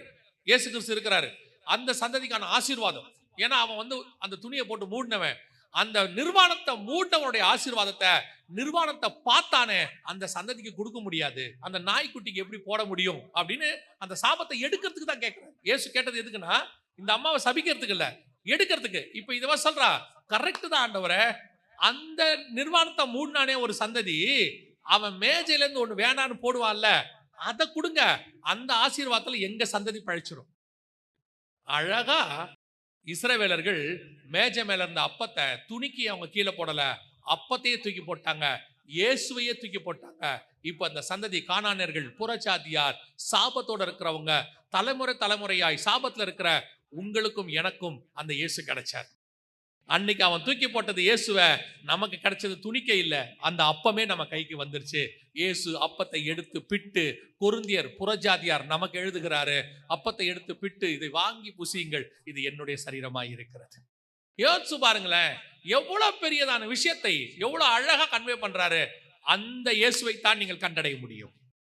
வெறும் இம்மைக்காக மாத்திரம் தேவனை தேடுகிறவர்களாய் இருந்தால் நாம் பரிதபிக்கப்பட்டவர்களாய் இருப்போம்னு வேதம் சொல்லுது. நம்ம தேடுறது மகிமைக்காக இருக்கணும். ஆண்டவரை தேடுறதுல கூட ஒரு காரணம், ஒரு வேல்யூ இருக்கணும். பல நேரத்தில் நம்ம ராஜா கிட்ட போய் நிற்கும் போது, எனக்கு ஒரு வீடு வாங்கி கொடுங்க, எனக்கு ஒரு கார் வாங்கி கொடுங்க, என் பிள்ளைகளுக்கு ஒரு ஃபீஸ் கட்ட கொடுங்க, இப்படி போய் நிற்கிறோம். அவர் ராஜா சொல்வார், நீ எங்கிட்ட வரும்போது கேட்கக்கூடிய விஷயமே என்னவா இருக்கணும், அந்த மாதிரி கனம் உள்ளதாக இருக்கணும். கானானிய ஸ்திரீ ஏன் தேடினா அவர் கண்டுபிடிச்சா தெரியுமா? அவரா ஏன் தன்னை இப்ப இயேசு நினைச்சிருந்தா வெளிப்படுத்தாம இருந்திருக்கலாம், அவர் தேடியும் கண்டுபிடிக்காம இருந்திருக்கலாம். ஏன்னா நிறைய பேரு இயேசுவை நடுவில் இருப்பாரு, அவர் காணப்படாமல் போனார், அவர்கள் தேடினார்கள், கண்டுபிடிக்க இருக்கும், கண்டுபிடிக்க முடியாது. ஆனா இந்த ஸ்திரீ தேடினவனு கண்டுபிடிச்சிட்டா. அவர் போய் மறைவாய் இருந்தார், ஆனால் மறைவாய் இருக்க முடியவில்லை, அவ கண்டுபிடிச்சிட்டா. காரணம் என்ன தெரியுமா? அவ கேட்ட காரியம் அப்படிப்பட்டதான காரியம். நீங்கள் ஏன் இயேசுவை தேடுகிறீர்கள்? இப்போ இந்த விஷயத்தை எடுத்துக்கோங்க.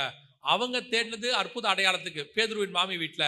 ஆனா இவ தேடினது 2000 வருஷமா இருக்கிற சாபத்தை மாத்திர. 2000 வருஷமா எங்க அப்பா மூலமா வந்துச்சு ஒரு சாபம், ஆண்டவரே அது என் பிள்ளை வரைக்கும் வந்திருக்குது, என்னை விடுதலையாக்கி கொடுங்க. கர்த்தர் அப்படிப்பட்ட சாபங்களை, பாவங்களை உங்களையும் உங்கள் சந்ததியும் விட்டு நீக்குவதற்கு வல்லமை உள்ளவராய் இருக்கிறார். அல்லேலூயா. நான் சொல்லுவேன், அது எத்தனை தலைமுறை என்ன பாவம் எதனால வந்ததாக இருக்கட்டுமே, அது உங்க தாத்தா பாட்டி எப்படி மோசமானவங்க, சில தாத்தா பாட்டி எல்லாம் ரொம்ப அநியாயமா சொத்து சேர்த்திருப்பாங்க, அவங்க அப்பா அம்மா சொத்து இவங்களுக்கு தெரியாது, 2 ஜெனரேஷனுக்கு தெரியாது. கர்த்தர் நீதி உள்ள நியாயாதிபதி. சவுல் செஞ்ச பாவத்துக்கு தாவீது கிட்ட பரிகாரம் கேட்டவரு. 2-3 தலைமுறையில தப்பு செஞ்சிருப்பாங்க, அந்த சொத்து இப்போ உங்களுக்கு வந்திருக்கும். ஆனா அந்த சொத்து இருக்கும், அதனால வந்த சாபம் உங்க தலைமையில இருக்கும். அது இருக்கும், என்ன செய்யறதுன்னு தெரியாது. எங்க தெரிஞ்ச ஒருத்தர் பயங்கரமான கோடீஸ்வரங்க, ஆனா ஒருத்தருக்கு கூட நல்ல மரணமே இல்லை அந்த வீட்டுல.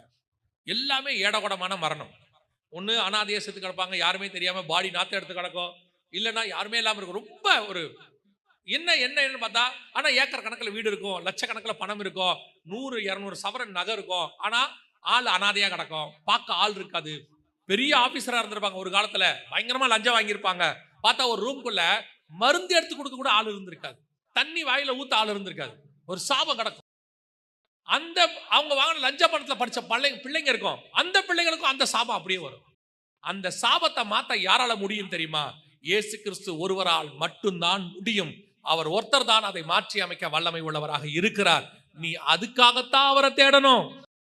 அதுக்கு தேடி பாருங்க, எத்தனை தலைமுறை சாபம், தரித்திரம், பாவம் எதுவானா இருக்கட்டும், கர்த்தர் அதை மாற்றி அமைக்க வல்லமை உள்ளவராக இருக்கிறார். அல்லேலூயா.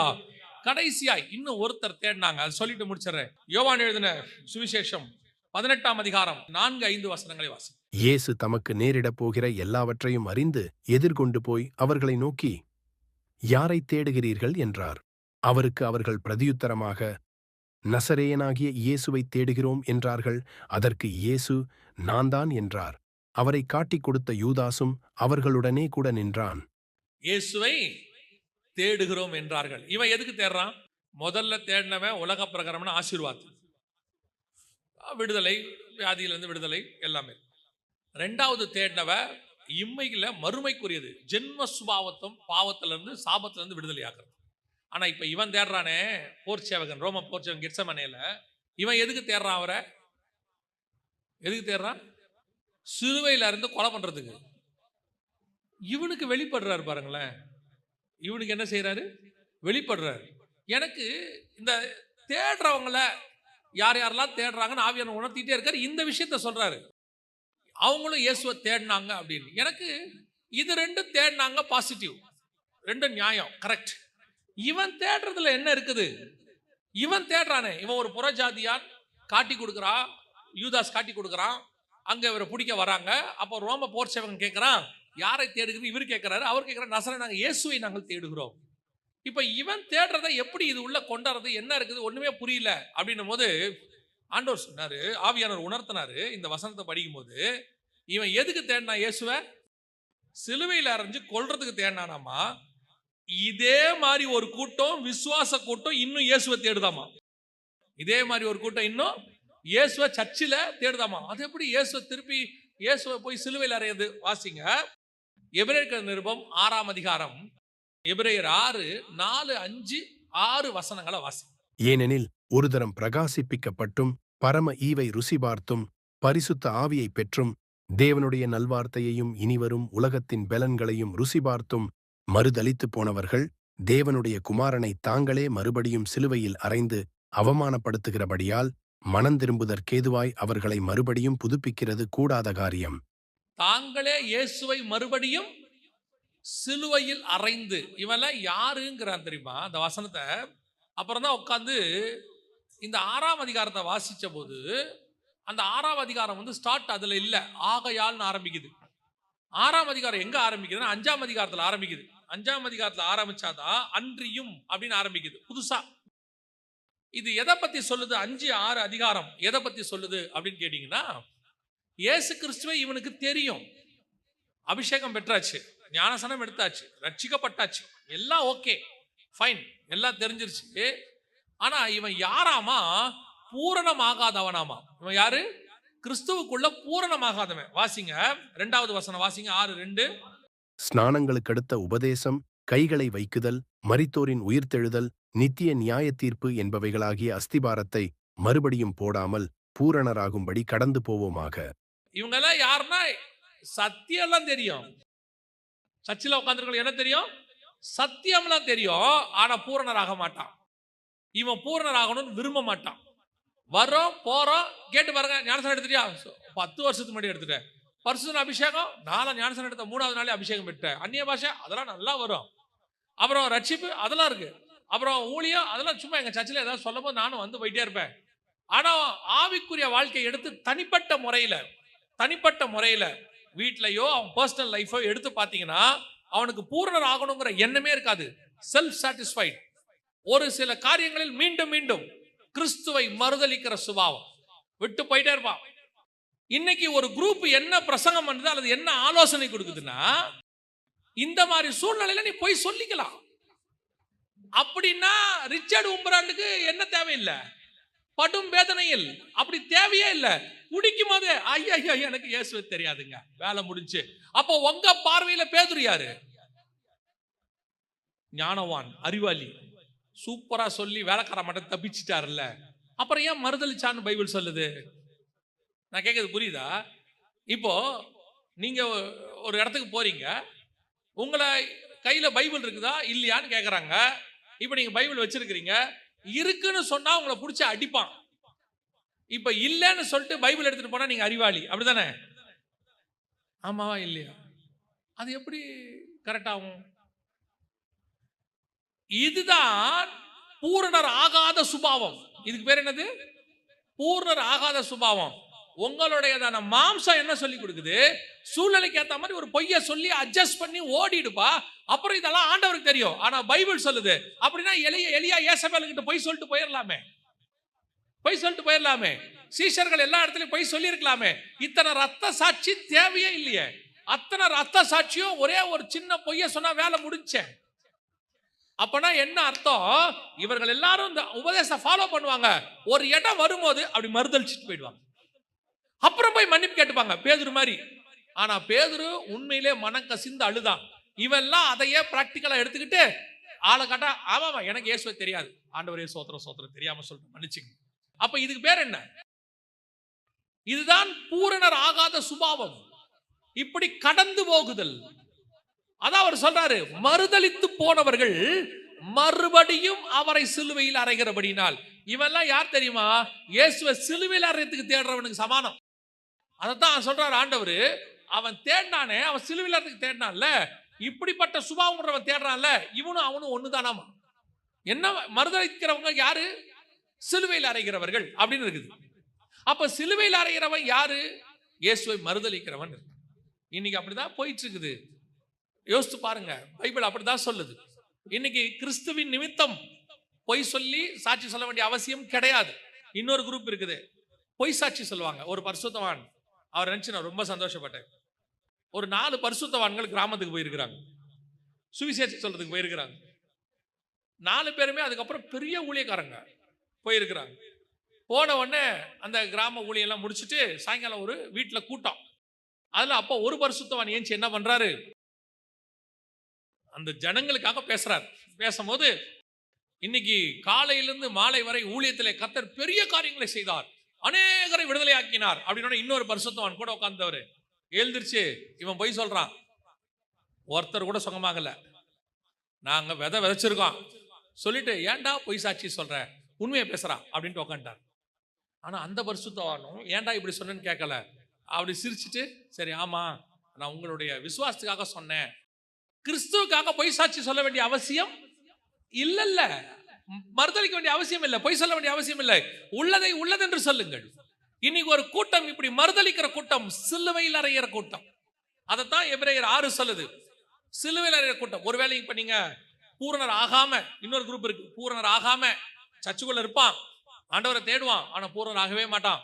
இப்ப என்ன ஆகுதுன்னு பாத்தீங்கன்னா, இந்த சுபாவம் உடையவர்கள் தான் அவரை சிலுவையில் அறைகிறவர்கள் வசனம் சொல்லுது. அப்படியே நீங்க 5, 6 ரெண்டுத்தையும் படிச்சீங்கன்னா, நீங்கள் அதே அஸ்திவாரத்தம் இல்லாமல் பூரணராக படிக்க கடந்து போங்கள்.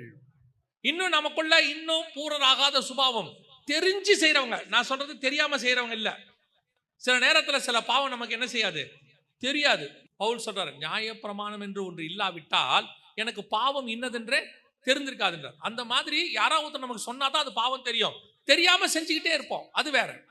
இப்ப தெரிஞ்சு அறிந்து அவங்கள பத்தி இங்க எழுது. இவங்களுக்கு மூல உபதேசம் தெரியும், பரிசுத்தாவியை பத்தி தெரியும், ஞானசானத்தை பத்தி தெரியும், நித்தியத்தை பத்தி தெரியும், எல்லாம் தெரியும். ஆனா டைமுக்கு ஏத்த மாதிரி இவர்கள், வசனம் சொல்லுது, இவர்கள் என்னவா மறுதலித்து போனவர்கள் தேவனுடைய குமாரனை தாங்களே மறுபடியும் சிலுவையில் அறைந்து அவமானப்படுத்துகிறபடியால். அப்போ இவர்களை குறித்து தான் வேதம் சொல்லுது, சிலுவையில் அறைவதற்கு கிறிஸ்துவை தேடுகிறதுக்கு இவர்கள் சமான். ஆனா இந்த அதிகாரத்தை படிக்கும் போது ஆண்டவர் எவ்வளவு நல்லவர் பாருங்க, எவ்வளவு நல்லவர்.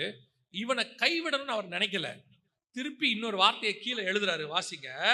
எபிரேயர் 6, 9, 10. பிரியமானவர்களே, நாங்கள் இப்படி சொன்னாலும் உண்மைதான், இது வசனத்தின்படி கரெக்ட் தான். மறுதலித்து போனவன் சிலுவையில் ஈக்குவலா இருக்கிறான், இவனை மீட்க கூடாது, வேற வழியே கிடையாது, மீட்கப்படுவது கூடாத காரியம், புதுப்பிக்கிறது கூடாத காரியம் இருக்கு, உண்மைதான். ஆனாலும் நாங்கள் இப்படி சொன்னாலும் நன்மையானவைகளும் ரட்சிப்புக்குரியமான காரியங்கள் உங்களிடத்தில் உண்டாயிருக்கிறது என்று நம்பி இருக்கிறோம். எப்படியாவது திரும்பி நீ வந்துருவேன்னு நாங்க என்ன நினைக்கிறோம், நினைச்சுக்கிட்டு இருக்கிறோம் சொல்லிட்டு அடுத்த வசனத்துல சொல்றார் பாருங்க, அதுதான் இருக்கிறதே டாப். வாசிங்க 10வது வசனம். ஏனென்றால் உங்கள் கிரியையையும் நீங்கள் பரிசுத்தவான்களுக்கு ஊழியம் செய்ததினால் செய்து வருகிறதுனாலும் தமது நாமத்திற்காக காண்பித்த அன்புள்ள பிரயாசத்தையும் நீ தெரியாமையோ தெரிஞ்சோ இந்த மாதிரி காரியங்களை செஞ்சிட்ட, நீ மறுதலிச்சிட்ட, ஒருவேளை பின்மாற்றம் அடைஞ்சிட்ட, ஓகே ஃபைன் பரவாயில்ல. ஆனால் இதுவரைக்கும் நீ ஒரு நன்மையான காரியங்கள் கொஞ்சம் செஞ்சிருப்பல்ல பரிசுத்தவான்களுக்கு, இப்ப செஞ்சுக்கிட்டு இருக்கிறல்ல, இதை நான் மறக்கல, இது நிமித்தம் திருப்பி நீ வந்துருவேன்னு நான் நம்புறேன்றாரு. இது எங்க இருக்கு தெரியுமா? கவனிங்க. பேதுரு இயேசுவை மறுதலிச்சிட்டார் ஒரு தடவைக்கு 3 தடவை. இனி பேதுருக்கு இயேசுவை முகம் பார்க்கறதுக்கு என்ன இல்லை, முகமே இல்லை. ஆனா இயேசு என்ன பண்றாரு, மகதலேனா மரியாள்கிட்ட சொல்லி அனுப்பும் போது, நான் முன்னாடி போறேன், சகோதரர்களை வர சொல்லுன்னு சொல்லிட்டு சீமோன் ஆகிய பேதுருவையும் வர சொல்லும்பாரு, சீமோனையும் வர சொல்லு அப்படிம்பாரு, கேபா வர சொல்லும்பாரு. ஏன் இந்த ஸ்பெஷல் இன்விடேஷன்? அவன் வரமாட்டான் நல்லா தெரியுது. ஆனா ஏன் தெரியுமா இந்த இன்விடேஷன் கிடைச்சிச்சு? இந்த வசனத்தோட கம்பேர் பண்ணி பாருங்களேன். இன்னைக்கு நீ மறுதளிச்சிட்ட பேதுரு, உனக்கு நல்லா தெரியும் மறுதளிப்பேன், நான் சொல்லி இருக்கிறேன், நீ உயிரியே கொடுப்பேன்னு சொன்ன ஆளு நீ யாரு? வெளிப்பாடு உள்ளவன். என்ன வெளிப்பாடு உள்ளவன்? யாருக்குமே தெரியாது நீர் உன்னதமான தேவனுடைய குமாரனுங்கிறதான வெளிப்பாடு உள்ளவன். உன் மேல சபையை கட்டுவேன் நான் சொல்லி இருக்கிறேன். இவ்வளவு காரியங்கள், நீ அப்போஸ்தலர் பட்டம் உள்ளவன், இவ்வளவு இருந்து நீ மறுதளிச்சிட்ட. நியாயமா உன்னை மீட்பது கூடாத காரியம், அவ்வளவுதான், தள்ளி விட்டுறணும் உன்னை.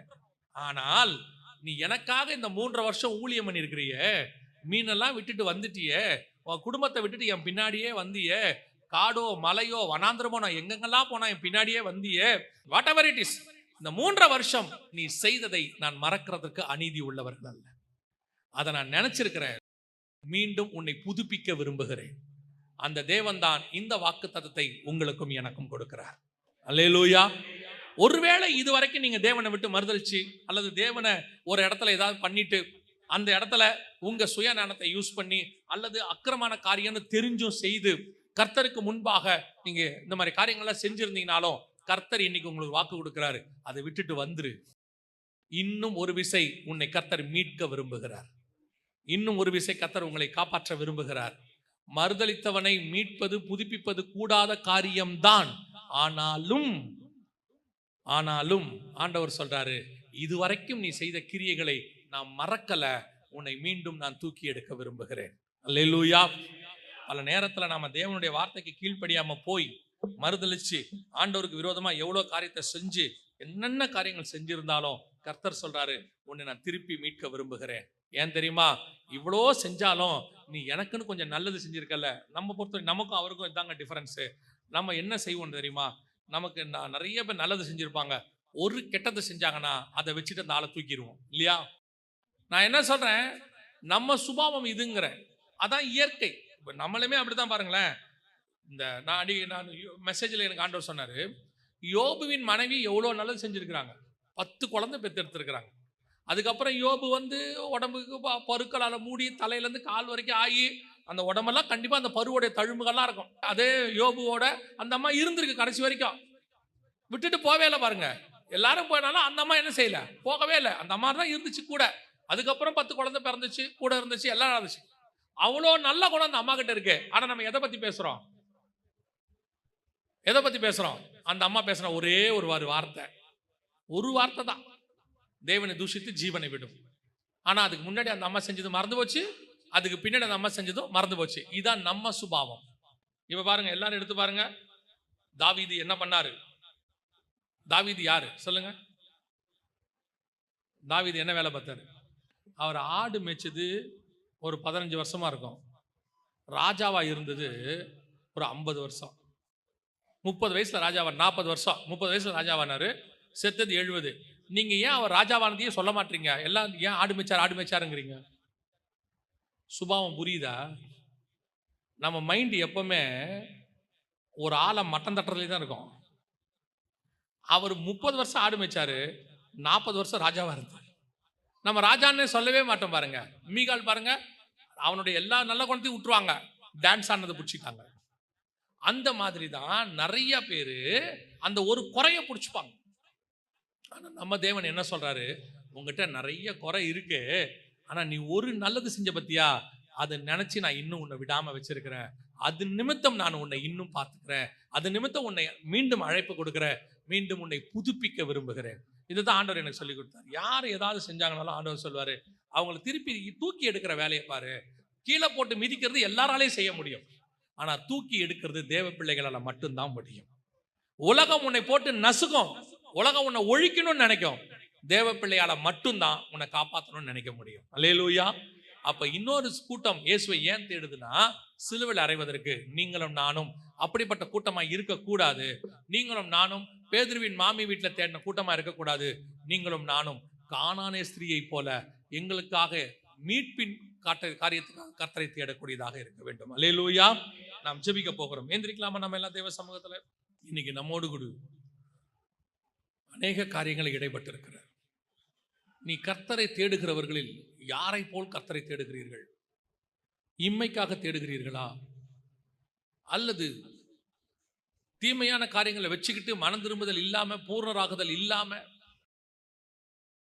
அதே அக்கிரமம், அதே அநீதி, ஆனா உங்களுக்குள்ள கொஞ்சம் பரிசுத்தமும் இருக்கு, உங்களுக்குள்ள கொஞ்சம் காரியமும் இருக்கு. உலகத்தை வெறுக்க மனம் இல்லை, எதையும் வித்து ஆண்டவர் பாத்துல வைக்கிறதுக்கு மனம் இல்லை, கொடுக்க மனம் இல்லை, எதையும் விடாம ஆனா உலகத்தை வெறுப்பேன் வெறுப்பேன்னு பேசிக்கிட்டு இருக்கிற ஒரு கூட்டம் இருக்கு. ஒரு நாள் அவர்கள் பணத்தாசை பொருளாசை உடையவர்களாய் மாறி. ஆனாலும் கர்த்தர் என்ன சொல்றார் தெரியுமா? உங்ககிட்ட இருக்கிற ஒரு சில நல்ல குணங்களால உன்னை திருப்பி நான் காப்பாற்ற விரும்புறேன், அதனால நீ அப்படியே வான்னு அர்த்தம் இல்லை, மீண்டும் பூர்ணராகும்படி கடந்து வா. பூர்ணராகும்படி அதான் ரொம்ப இம்பார்ட்டன்ட். வெறும் பேசிக் டாக்டரின்ஸ்லயே வாழ்க்கையை ஓட்டிராதேங்கிறாரு. நான் ரட்சிக்கப்பட்டேன், ஞானஸ்நானம் எடுத்துட்டேன், அபிஷேகம் பெற்றேன், எனக்கு இயேசு வருவார்னு தெரியும், இனி வரும் பலன்கள் தெரியும், இதோட உன் வாழ்க்கையை முடிச்சிடாத, இது உன்னை பூரணமாக்காது. பூர்ணராகும்படி கடந்து போவோம். கடைசியாய் இயேசு யாருக்கு வெளிப்படுவார்? தேடினால் அவர் வெளிப்படுவார்னு நம்ம வாசிச்சோம் நாளாகமத்துல. யாருக்கு வெளிப்படுவார் தெரியுமா? உண்மையாய், ஆண்டவரே இதை யாராலையும் செய்ய முடியாது, உங்களால மட்டும்தான் முடியும். ஆண்டவரே நான் பல காலமாக இப்படிப்பட்ட சூழ்நிலையில போயிட்டு இருக்கிறேன், தலைமுறையை பாதிக்கப்பட்டுக்கிட்டு இருக்கிறோம், யாராலையும் எதுவும் முடியாதுன்னு கை விட்டாச்சு ஆண்டவரே, எல்லாம் தொலைஞ்சிச்சுப்பா, எங்களுடைய கடைசி நம்பிக்கை நீங்க தான், இதை வேற எதாலையும் சரி பண்ணவும் முடியாது ஆண்டவரே, உங்களால மட்டும்தான் முடியும். அந்த மாதிரி நீ கர்த்தர் சமூகத்தில் போய் உட்காருங்க, ஆண்டவர் உங்களுக்கு வெளிப்படுவார். ஒப்பு கொடுப்போமா தேவ சமூகத்தில்? ஜெபிக்க விரும்புறவங்க, உண்மையிலே இன்னைக்கு அப்படி தேட விரும்புறவங்க, கரங்களை ஆண்டவருக்கு நேராக உயர்த்தி, ஆண்டவரே நீர் எனக்கு மறைபொருளாக இருக்காதையும் ஆண்டவரே, வெளிப்படுங்க ஆண்டவரே. நீர் யாருக்கு வேணாலும் உங்களை மறைச்சுக்குங்க, எனக்கு வெளிப்படுங்க ஆண்டவரே. உங்ககிட்ட மறைபொருள் எனக்கு வேணாம் ஆண்டவரே, எனக்கு எல்லாம் வெளியரங்கமா இருக்கட்டும் அப்பா. மோசேக்கு வெளியரங்கமா இருந்தது போல எனக்கும் வெளியரங்கமா இருக்கட்டும் ஆண்டவரே. ஒப்பு கொடுத்து ஜெபம் பண்ணுவோம். நல்ல தகப்பனே, சர்வ வல்லமையுள்ள ஆண்டவரே, எங்கள் பலவீனங்களிலே எங்களுக்கு பூரணமாய் பலத்தை கொடுக்கிறவரே, எங்கள் இயலாமைகளில் எங்களோடு கூட இருந்து நடத்துகிறவரே, எங்கள் விழுந்து போன சூழ்நிலைகளில் எங்களை தூக்கி நிறுத்துகிறவரே, உலர்ந்த எலும்புகளாய் இருந்த காலத்தில் எங்களை உயிரடைய பண்ணுகிறவரே, ஆண்டவரே மனுஷர்கள் உதாசித்து எங்களை தள்ளின போது நீ எனக்கு வேண்டும் என்று தூக்கி எடுத்தவரே, எங்களை நாங்களே வெறுத்த போது எங்களை நீர் நேசித்தீர் ஆண்டவரே. எங்களை நாங்களே வெறுத்துட்டோம் ஆண்டவரே, எங்களை நீங்க நேசிச்சிட்டீங்கப்பா. கிருபையுள்ள கரத்துல தாழ்த்துகிறோம், உண்மை நாங்கள் தேடுகிறோம் ஆண்டவரே, எங்களுக்கு வெளிப்படுங்க. அப்படி உண்மையா ஜெபிக்கிற ஒவ்வொருத்தருக்காய் நான் ஜெபிக்கிறேன். கிருபையுள்ள கரத்தில் தாழ்த்துகிறோம் எங்கள் ஆண்டவர் இயேசு கிறிஸ்துவின் நாமத்தில் பிதாவே.